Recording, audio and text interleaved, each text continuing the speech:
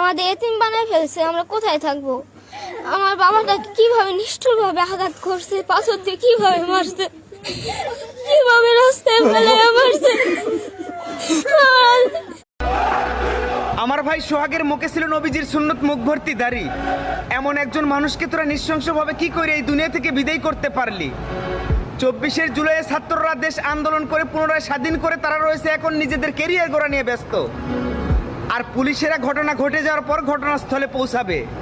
সেনাবাহিনীরা ব্যস্ত রয়েছে তাদের গৌরব আর অহংকার নিয়ে। 20 জন মানুষ মিলে করেছে দেশে সরকার গঠন। দেশে না আছে কোনো নিয়ন্ত্রণ, না আছে কোনো আইন কানুন। তারা তো তাদের জায়গাতে সেবে আছে। আর দেশের সাধারণ মানুষগুলো এখন রাস্তাঘাটে বিপদে রয়েছে। ছাত্র ছাত্রী ভাই বোন, দেশের সর্বস্তরের জনগণ, আবারও আপনাদেরকে মাঠে নামতে হবে। এবার কোনো দলের জন্য বা কোনো জাতির জন্য নয়, দেশের সর্বস্তরের সাধারণ মানুষকে নিরাপত্তা দিতে হবে। সন্ত্রাসবাদীরা যেভাবে আমার ভাইকে এই দুনিয়া থেকে বিদায় করেছে, তাদেরকেও ঠিক এইভাবেই বিদায় করতে হবে।